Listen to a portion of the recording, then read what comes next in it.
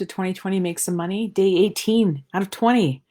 Who knew we would get to this point? Well, I mean, we all knew we would get here, but as I wrap things up, there was something I sort of glossed over at the beginning of all this, and I was kind of thinking that I might not cover this at all. And the reason I thought I wouldn't cover it is because I promised you that you wouldn't have any. Now, obviously, consumption is free, and a couple of things I'm going to show you are free to set up, but if you're going to end up using them, they will cost money. That said, it seems like kind of a big thing to leave out, so I definitely wanted to cover it. So, just so that you know, both Facebook and Google ads are set up actually kind of similarly. First of all, Facebook also works with the Instagram platform because they're owned by the same company, and Google Ads works with YouTube because they're owned by the same company. And what you'll notice is, so here I am, and I mentioned this, I said, go to business.facebook.com and set up your Facebook account. Now, as you see here on the very top of the page, it's not that characteristic Facebook blue color. It's like this kind of gray color. And once we're logged in, if we click here, we see that there's a lot more options than we typically see in a Facebook ads account.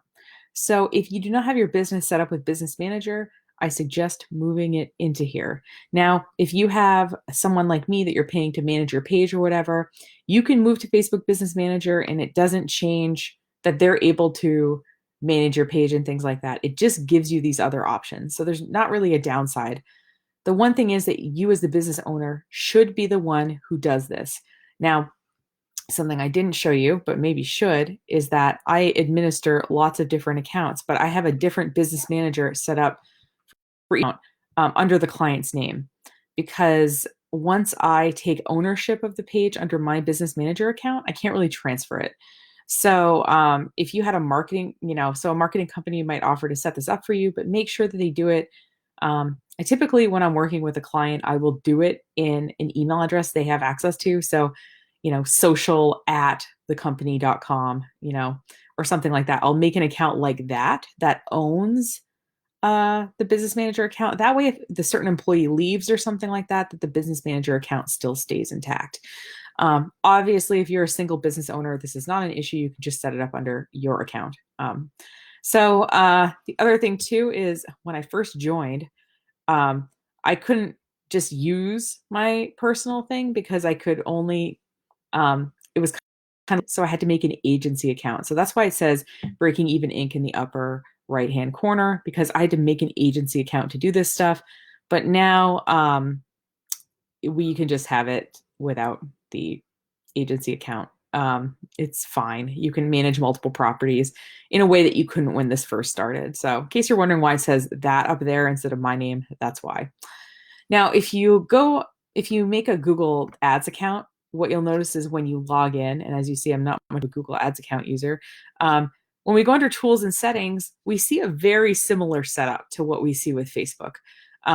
So it basically kind of once, I'm not saying that they're both the same because they're not, but if you get comfortable with the interface in one, you can definitely get comfortable with the interface of the other.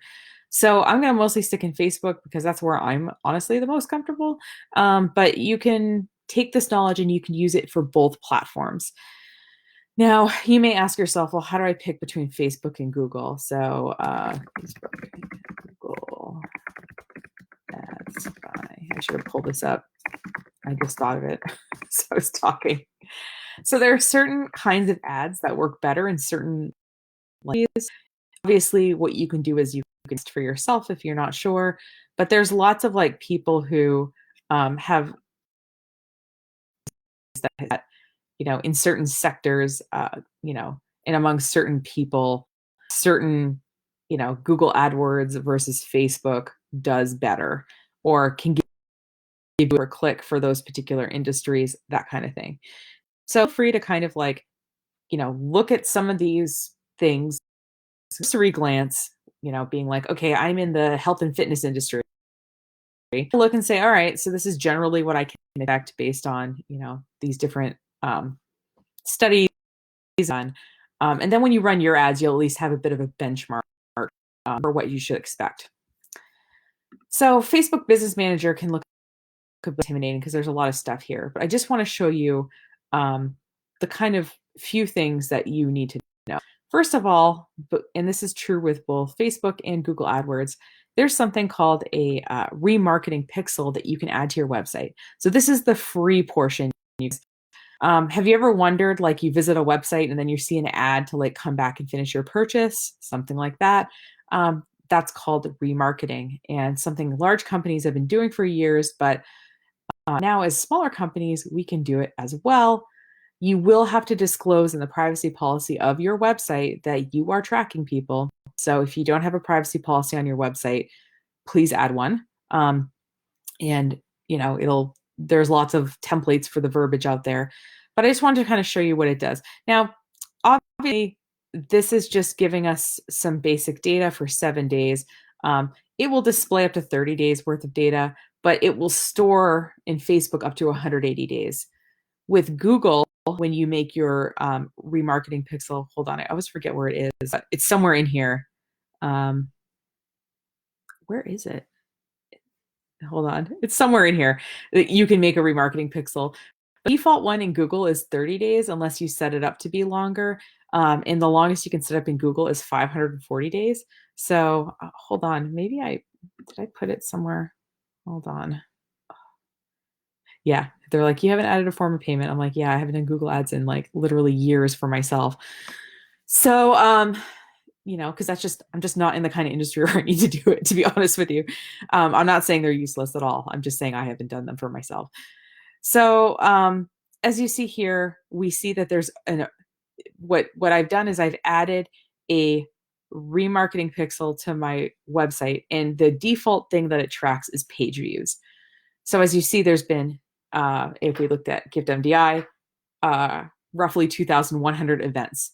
Now, as you see here, like, this isn't clickable. It's not going to tell me who these people are. It's not even going to tell me these are events. So it could be one person coming to the website multiple times, right? Like, I don't know what an event is. It's something like, it's just an idea of the amount of traffic you have. Now, besides setting up page views, you can also track other events on your website. So like people who filled out a contact form, people who've made a purchase, that kind of thing. And what you do is you can make, and I'll show you where to do this in a second, you can make audiences for your ads based on this data. So you can take out an ad to someone who's made a purchase that says, thank you, here's a free gift. Or you can take out an ad to everyone who's looked at the page but hasn't made a purchase that say, come back, here's 10% off, coupon, whatever. So these remarketing pixels can be helpful, but like I said, you do have to disclose in the privacy policy of your website, which is linked on every page. So just put it in the footer. That's what everyone else does, saying that you're tracking people. And like I said, there's the same thing here. And I don't know why. Why does it say age? Hold on. Weird. Anyway, all right, I'm going to stop lingering on Google. Anyway, what this basically is, you click add new data source, Facebook pixel, and it'll walk you through setting the whole thing. It'll give you a snippet of code that you add to your website, and that will be tracking page views. If you have separate events you want to set up, you'll find. If you use some kind of e-commerce software, like you're using Shopify or something like that, usually all of those pieces of software have figured out how to integrate with Facebook. And when you get to that point, it'll say, oh, what software are you using? And you'll just pick like Squarespace, or you'll just pick Wix, or you'll just pick, WordPress or whatever, and it will tell you how to set it up. I'm not trying to say it's that simple. I would love to be able to teach you my job in 20 minutes a day in 3 weeks, but believe it or not, people do pay me to do this stuff. But at the same time, like, there is tutorials on how to do it. And I don't want you to think it's this thing that you can't figure out, because you can.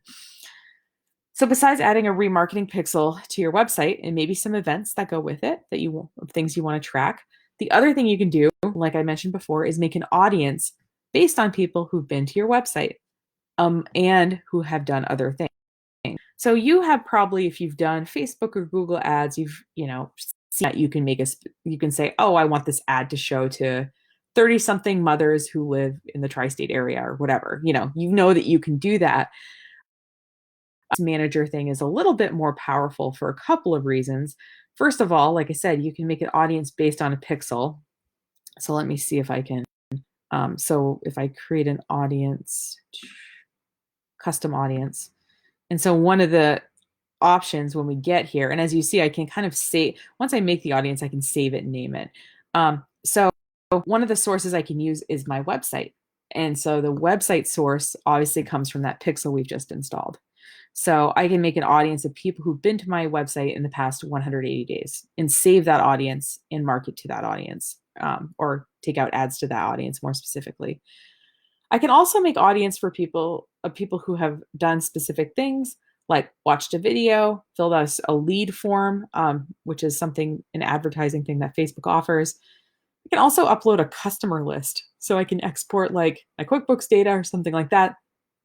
And I can take out ads to people with those email addresses who are using Facebook. I know, creepy. Or, maybe to my MailChimp list, my marketing list. The other thing that's back here, though, besides the ability to save these audiences and make these audiences, is you can make what's called a lookalike audience. So a lookalike audience in Facebook is people who, it's 1 to 3% of the United States population that behaves like the people you're trying to target. So let's say that I wanted to target people who are like this audience. So what I can do is I can create a lookalike audience. Oh, yeah, right. That's just where I put it. And I can pick an audience. I can pick one of my pixels, or I can pick one of the audiences from like one of these pages, or I can even say, yeah. All right, or not, apparently. Hold on. I'm just having a moment today. So I can say United States, and what it'll do when it says 1% is it will give me about 1 million people that are like those people. Now, I know what you're saying. You're like, Nicole, I do hair, so I am only going to serve people within a 50-mile radius. You can use the lookalike audience, and when you take out the ad, you can further target people by location or something. But the idea of the lookalike audience is it's people who would theoretically be interested in what you have to offer because they behave like the people you're trying to target anyway. And what I find with my stuff anyway is that usually the lookalike audience, and I try to name them too. Okay, apparently I didn't create that one. There we go. Lookalike people who like Anchor Space. There we go. What? All right. So I can make lookalike audiences, and I can't. What? I don't know why my lookalike audiences aren't pulling up right now. That's weird. I have taken out ads to them before. But what I find with my lookalike audience is like I'll take out an ad like about a workshop I'm giving or something. And usually the lookalike audience performs better because the people already connected to me, they know I'm doing the workshop and they're either coming or they're not coming. The lookalike people don't even know I exist, but they might theoretically like me as a person. So a lookalike audience can perform really well in terms of costing you less money, uh, getting better conversions, and it's definitely worth testing a lookalike audience if you think you have an audience of people that like your stuff. Google has similar audiences that you can create. And in addition, with Google, the audience man, there we go. I see the audience manager. Like I said, I'm just completely blanking where the stupid remarketing pixel is. Um, but the audience manager lets you target people by interests, and you can also target people. So, like, if I wanted to, I could create a custom audience. Oh, they're kidding. It's right here. Oh, I hate it when I. Okay, remarketing is under audiences. Great. So custom audiences, if I want, I can like make a custom audience of affinity or like someone with a bit of an intent to purchase. So like I said, it's worth using if you're not sure about what platform is going to do better for you ads wise.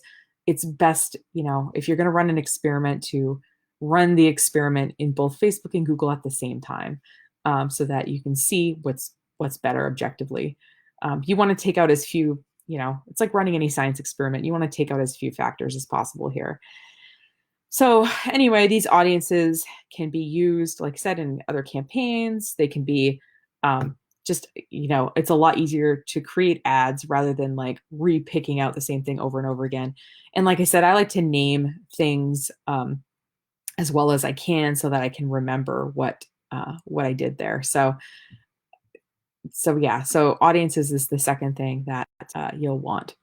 Now, this is just for the people selling products, but if you've ever seen someone on Instagram tagging a product, it's because they're using this product catalog thing that Facebook has to offer. So Facebook product allows you to sell items on your Facebook page. So if people have a shop now button and it's pulling in their store, they're using this product catalog thing. If you've seen people tag stuff on Instagram, they're using this product catalog thing. So what you can do is you can basically pull in a product catalog based on what you have.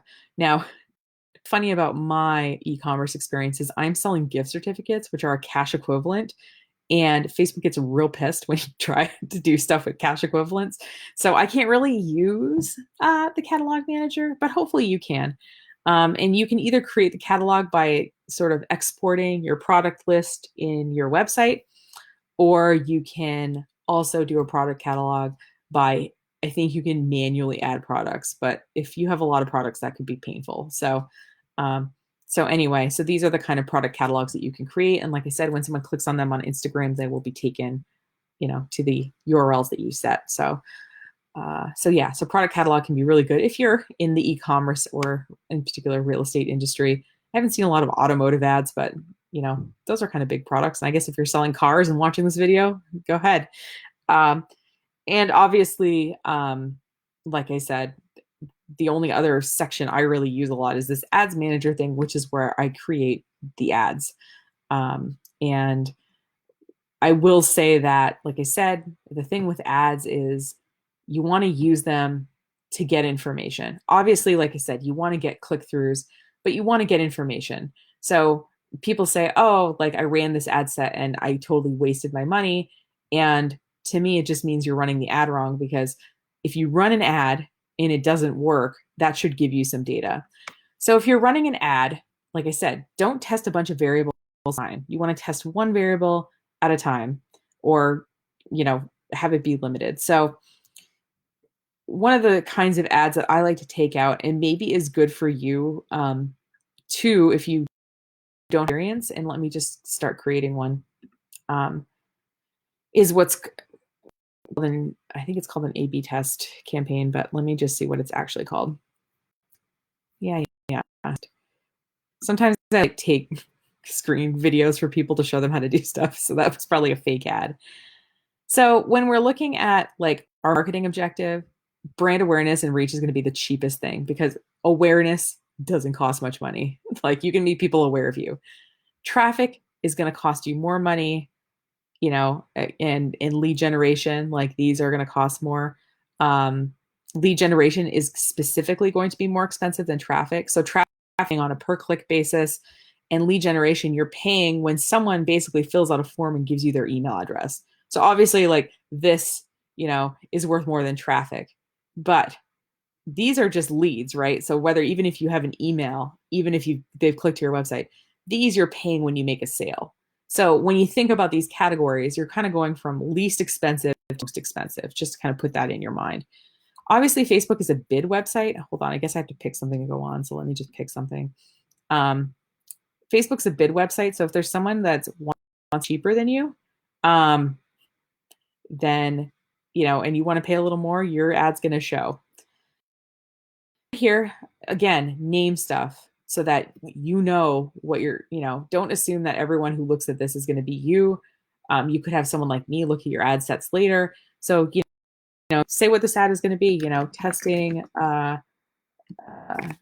man versus woman picture in creative for new massage service, or whatever. I'm just saying, like, name it descriptively. That's all I'm trying to say. But what you'll notice here is there's this create A/B test. And if you turn this on, what it'll do is, let's say, okay, and what it's going to help you do is it's going to help you test a variable. So creative is like the actual thing that you're showing, whether it's a video or an image or whatever. And I know you don't think it matters, because I always don't think it matters, but like I took out, we were doing something for an education thing, and we did something with a boy and a girl, and the girl converted like twice as high. I know that seems stupid, but like, you have to test stuff. Delivery optimization is like, oh, what is delivery optimization? Oh my God, I'm blanking. Audience obviously is the audiences we were just talking about. And placement is like Does it do better in an Instagram story, or does it do better on mobile or whatever? So you're going to test, obviously, like it's forcing you to pick one thing. Most people start with creative, and I think, or audience, and I think those are two good things to start with. Dial down like what your message is, dial down who is reacting the best to it. And some audiences are definitely cheaper than others. Now, what's going to happen is, I'm just going to pick this. What it's going to do when I create this test is, let's say that we're going to spend $100 on this ad set, just for easy math here. I'm not saying you have to spend $100.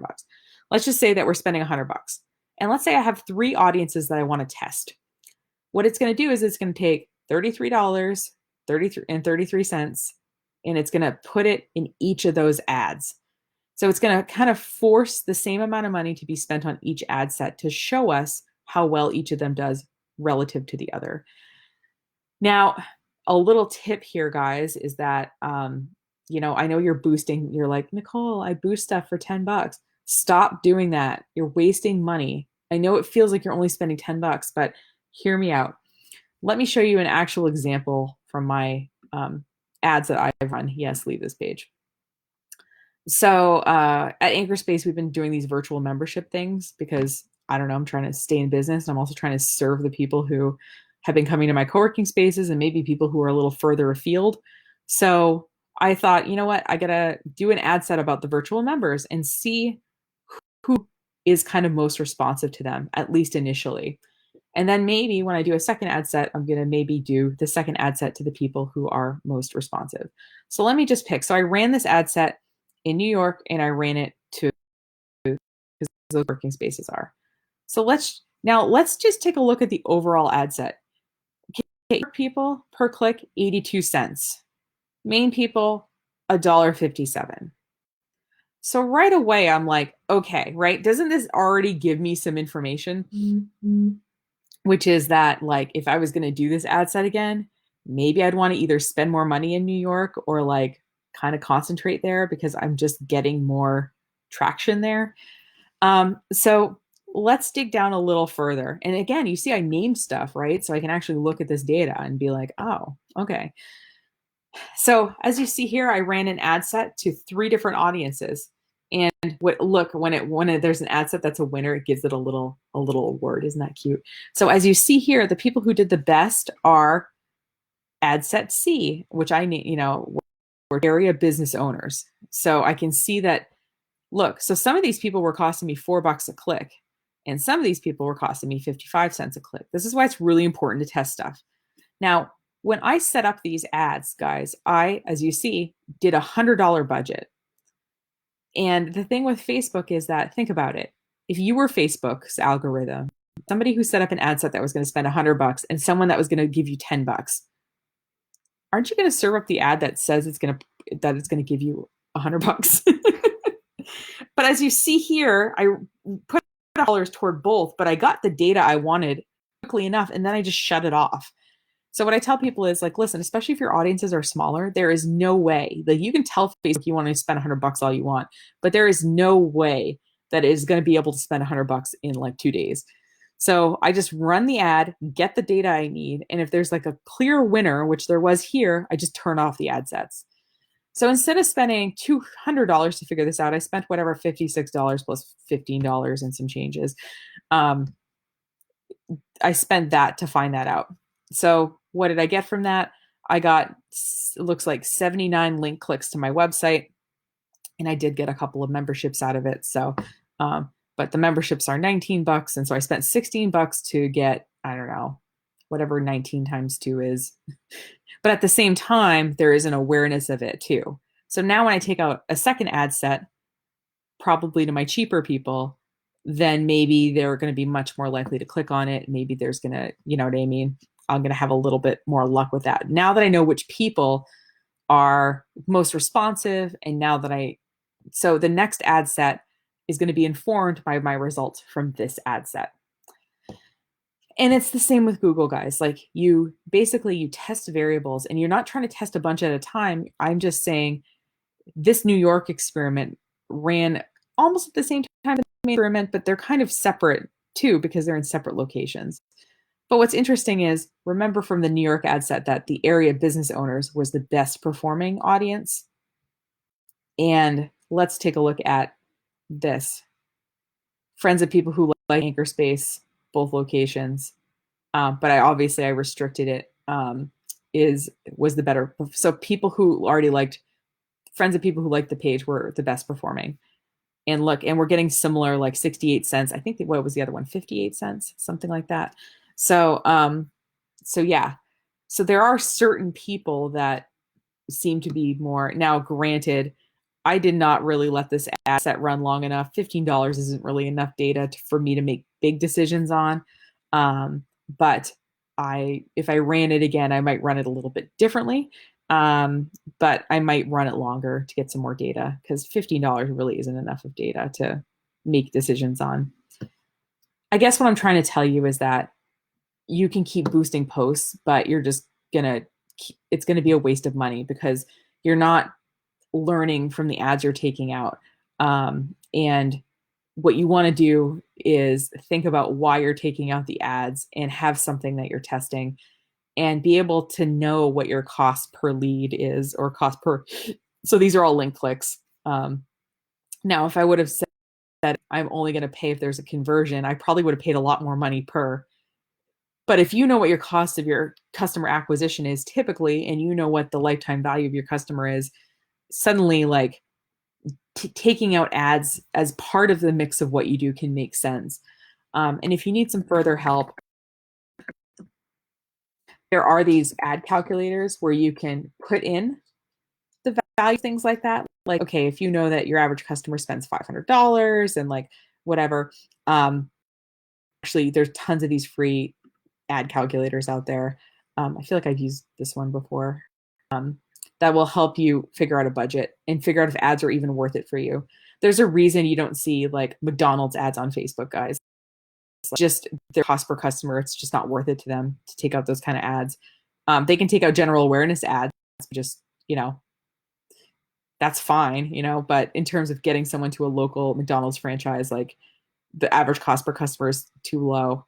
And so, you just go through and you adjust kind of what is our conversion. Once we send people to that web page, how many people do end up buying the thing? What is our average price? The lowest, so as you see here, you start adjusting things and it's like, oh, look, oh, cool. I guess when your ads aren't performing well, you can just lose more money more quickly if you increase your budget. Um, but, like let's say, so my expected cost per click, as you see, was close. It was like 60, it was like 50 cents or 60 cents, something like that. And let's say my conversion rate, as you see here, my conversion rate's 3%. If I instead of took I could take that money I was going to spend on Facebook and use it to help my website and increase my conversions to 6%. And look, I'm not losing money anymore on ads. So sometimes too, these kind of calculators will tell you things that maybe you don't want to face, like that your website might need to be redesigned or reworked in some way, instead of you just being able to spend $20 to get more people to your page. See, I tell people bummer stuff like that. That's why they hire me, to tell them bummer news, like what I just told you. So ads, to me, like I said, they're a tool, and they're something that you want to use in a mix, but you don't necessarily need to spend a lot of money to be able to get the data you need to improve your business and to be able to, get new customers, as long as you know, like I said, what those values are. So, like I said, Facebook and Google are similar, but they are not the same. And, in particular, if you're looking at Google, take a look at YouTube video ads. You're going to need to make short, there's these things called bumper ads, which you probably noticed that are real short. I think they're 6 or 8 seconds. Then there's 15-second ads that you can take out. If you're having a long form video that you're taking out as an ad, those can be pretty cheap because I forget what they're called, but I think you only pay when someone watches 50% of them or more. So if you're kind of clever in the first 6 or 8 seconds before they can click the skip button, there's potential that your customer could see your ads a lot and for really cheap. I think I was getting less than a penny per view for one of my customers on a YouTube video. So video ad, I should say, not a video. So their ads appeared on other people's videos. just to be a little clearer. So look at video ads because they're cheap. They're cheap on YouTube and they're cheap on Facebook. And yeah, that's pretty much what I have to say about ads. Started a little early this morning because I knew it would take a little longer, but take a look into Facebook Business Manager. If you need help setting it up, let me know, or someone like me. Just make sure that whoever helps you does it in your business name and not under their marketing agency or whatever. That's a real sleazy thing to do. And yeah, like I said, ads aren't evil, but like they can be if they're wasting a bunch of your money and not getting you anything. So use ads as a tool, but you're not your only tool in your toolbox. But I guess that's why you're in this 20-day course, is you understand that we got a lot of tools in our toolbox here, guys. And good for us as small business owners. I was really excited 12 years ago when I started getting into this. I was like, this is going to really equalize the playing field for a lot of businesses. You don't take out a Super Bowl ad. You don't have to spend millions of dollars. You can just be a little bit clever and kind of smart about this, and you can get ahead using the internet. It's great. So thanks for watching. I didn't think it would be such an uplifting video about ads, but I feel pretty pumped. And take a look at both of these options. And like I said, if you want to try both, great, because you're not sure, but there might be a clear winner for you. You might say like, oh, I just want to do Facebook because I'm comfortable there, or, oh, I hate Facebook. I only want to do Google and YouTube ads. I'm not here to judge your process. I'm just giving you information. So thanks for watching. Have a lovely day, and I will see you.